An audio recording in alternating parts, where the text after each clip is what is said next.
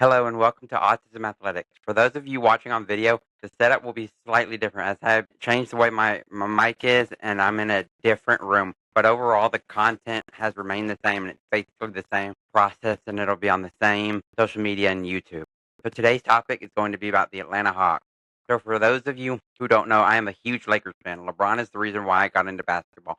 But I am also a big Hawks fan as I've lived in Georgia my entire life. Unfortunately, I wasn't able to watch the Hawks games much last year because I don't have FanDuel app and they just weren't played on TV a lot. They weren't on the televised games on ESPN, and for whatever reason, that you can't get the local games in the NBA or MLB, and I think it's ridiculous. But that could be a whole other topic of conversation that I don't want to get into. This is the first time in a while where I've really been excited for the Atlanta Hawks coming into the season. So first, we'll talk about some of the moves they made in the offseason, and then I'll give you what I think they can do. So first, in the offseason, they traded for Kristaps Porzingis, the power forward and center from the Boston Celtics. I can't remember exactly what they traded him for, but they didn't get hardly anything in return. They didn't have to give up any key pieces, and I don't think it was honestly that many draft picks. I think it was a steal. Yes, he has injury concerns, but when healthy, I think he's capable of being an all-star center,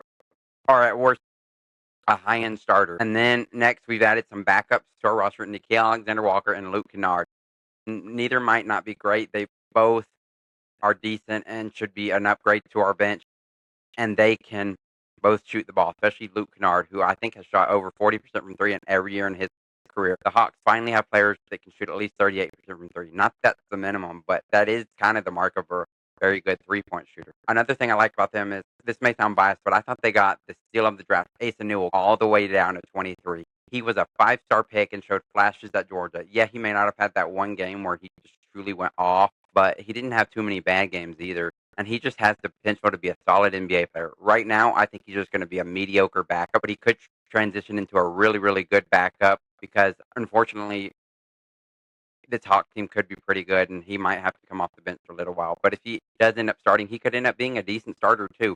What I like about his game is he can play power forward or center, and when he's measured with shoes on, I think he's 6'11". He's got a decent post game. He's fairly athletic. I wouldn't say he has elite athleticism, but he does have good athleticism, and he's a solid defender. While he may not have gotten a ton of block steals, he did at least give you one of each. And defense is more than just blocks and steals. Just look at Dennis Rodman. And what else I like about his game is he has stretch potential. While he may not have a perfect shooting form or he may not have shot super high from three, the fact that he made some is a good sign for a big man. It's not like he rarely shot any, and he was about 75% from the foul line, which is good for a big man. And as he gets to the NBA with NBA coaching, I think he's gonna continue to develop his jump shot. I don't think he'll ever be elite, but I think he can be really good. Then they still have Zachary Ricochet, if I'm saying it right. He was the first overall pick in the draft. At first, he was starting to look like a bust, but as the season went along, he got better and better. This dude can score inside and out. He's more athletic than you think, and he can shoot the ball.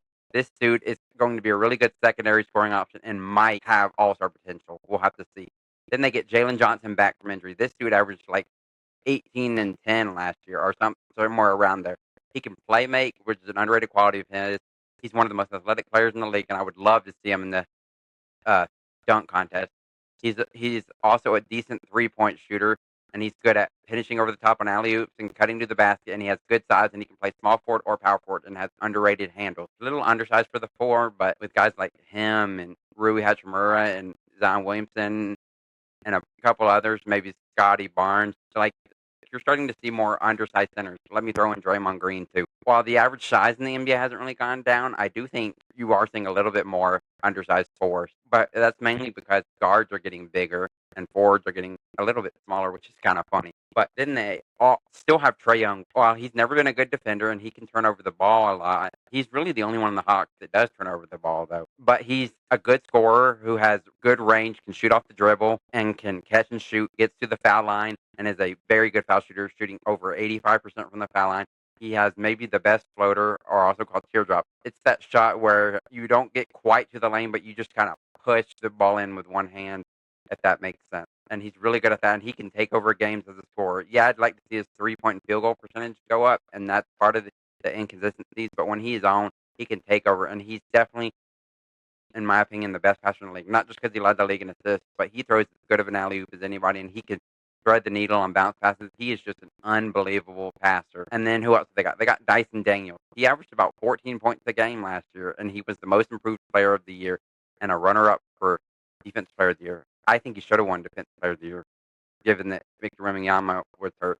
Not just because he led the league in steals, but I think perimeter defense is a little bit tougher than interior defense or rim protecting.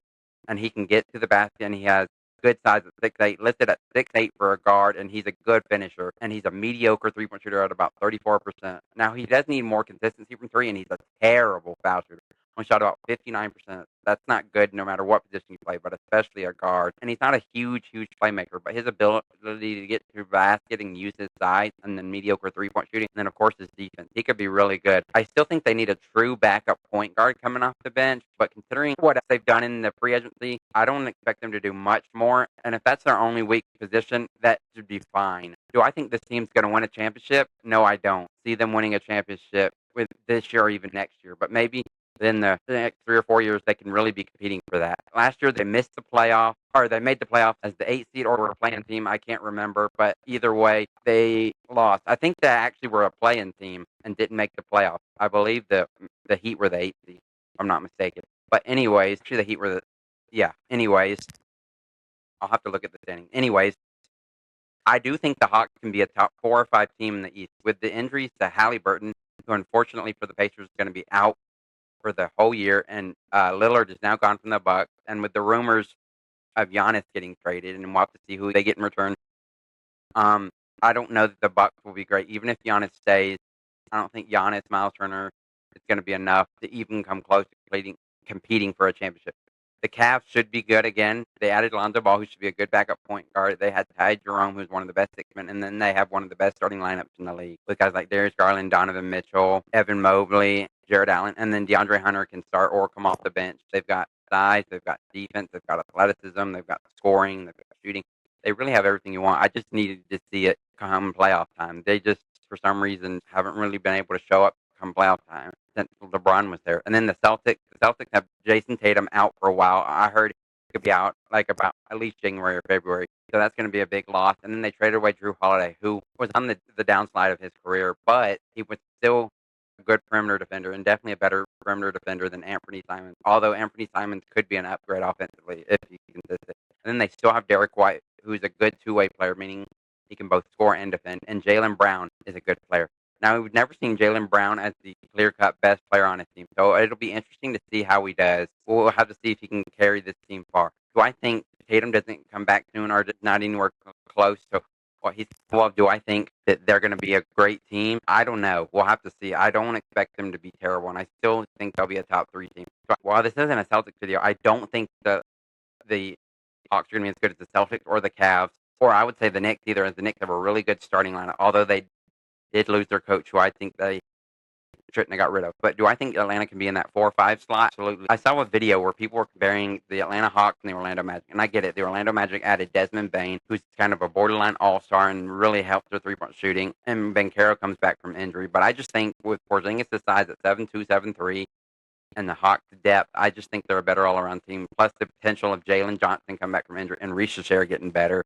And then you have Okongwu, I didn't even mention earlier, coming off the bench. He's only 6'8", but this dude's a good rebounder. He averaged over 8 rebounds a game last year, close to 9. And he had several games where he was double-figure rebounds, and even some where he was 15-plus. So he could end up being the best backup center in the league. And some would say put Okongwu at center and put Kristaps Porzingis at the 4 because he's not quite physical enough to play the 5. But he's so big, and I just don't think Okongwu can play the 4 either because he's not really an outside shooter. He does take a few, but that's not really his game. Even though he's only 6'8", he's a center, so I think he'll be the backup center on this team, and that just adds to their depth. I would not be surprised if they end up in that 4 or 5 slot, and I do think, given the injuries, they have Eastern Conference Final potential, but I highly doubt they get there. But I wouldn't be surprised if they won a playoff series, and I would be shocked if they're just a play-in team. I think they can be pretty darn good this year. As far as win totals, last year they were at about 40 wins. I don't think they're going to get to 50 wins, but I definitely think they can improve. If you're the 4 or 5 slot in the East, I don't think you need 50 wins, especially most years. I think they can get somewhere in that 44, 45, 46 range, kind of mid-40s in wins. Maybe high 40s if they're really gelling, but mid-40s I know that may not sound like a lot, and it's really not, but hey, that's definitely a step in the right direction. It's small pieces, and if Porzingis comes back, signs an extension, even if it's just for another year, they could be really good again, and they have the potential in the future to be really, really good. So maybe you think I'm overrating the Hawks, maybe you think I'm underrating the Hawks, but what do you think? And also, I would like to know who your favorite NBA team is, and I can kind of tell you what I think about that team, not personally, but just going forward and going into this next season. If you comment below, thank you so much for listening, and please comment below as I love a good discussion. And go Hawks!